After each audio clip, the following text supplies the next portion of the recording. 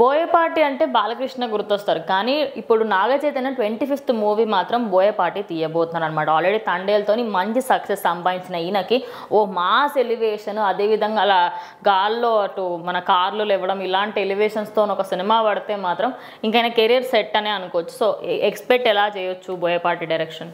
So ఖచ్చితంగా Boyapati scene గారితో cinema చేయాలని అందరు హీరోలు కూడా తప్పిస్తూ ఉంటారు. ఎందుకంటే వాళ్ళకున్న ఒక ఇమేజ్ ఏదైతే ఉందో అది ఖచ్చితంగా చేంజ్ అయ్యి మాస్ ఆడియన్స్కి ఎక్కువ దగ్గర అవుతారు అనమాట. ఎందుకంటే మంచి వైలెంట్గా ఉంటుంది సినిమా, ఫైట్స్ అన్నీ కూడా సాంగ్స్ బిగ్ లెవెల్లో పడతాయి కాబట్టి ఆ హీరోకి ఎదగడానికి ఆ సినిమాతో చాలా ఛాన్స్ ఉంటుంది. ఫర్ ఎగ్జాంపుల్ మనం సరైనోడికి ముందు అల్లు అర్జున్ గారి గ్రాఫ్స్ చూసుకుంటే అన్నీ కూడా ఒక టైప్లో ఉంటాయి. సరైనోడు నుంచి సినిమాలంతా కూడా బిగ్గర్ స్కేల్లో ఉండేటట్టు చూసుకున్నారనమాట. బట్ సరైనోడు అనేది ఆయనకు ఒక టర్నింగ్ ఫిలిం అని చెప్పొచ్చు. ఖచ్చితంగా అతను ఒక మాస్ హీరో చేసి మాసెస్లోకి తీసుకెళ్ళింది ఆ సినిమా. ఇంకా అక్కడ నుంచి అల్లు అర్జున్ గారు తిరిగి చూసుకోకుండా ఒక స్టార్ లెవెల్కి వెళ్ళిపోయారని చెప్పొచ్చు. అంతకు ముందు వరకు ఎన్ని కమర్షియల్ సినిమాలు తీసినా అంత హ్యూజ్ ఇంపాక్ట్ వచ్చేది కదా అల్లు అర్జున్ గారికి. బట్ సరైనోటి నుంచి ఓకే ఈయన ఒక స్టార్ హీరో అనే ఫీల్ తీసుకొచ్చిన సినిమా మాత్రం అదే. సో ఇప్పుడు నాగచైతన్య గారు కూడా పరిస్థితి కూడా ఇంచుమించు అంతే ఉందని చెప్పొచ్చు ఖచ్చితంగా. ఎందుకంటే ఆయన ఎన్ని సినిమాలు ఎంత చేసినా కానీ అదే ఎక్కడో స్టార్ లీగ్లోకి వెళ్ళలేకపోతున్నాడు. బాగా చేస్తాడు, మంచి టేస్ట్ ఉన్న సినిమాలు చేస్తాడు. కానీ సో మరి అది ఒక లిమిటెడ్ ఆడియన్స్ వరకు వెళ్తుంది, మాస్ ఆడియన్స్లోకి వెళ్ళలేదు. ఎందుకంటే అక్కినేని ఫ్యామిలీ ఎవరు కూడా ఎక్కువ మంది మాస్ ఆడియన్స్లోకి వెళ్ళలేదు.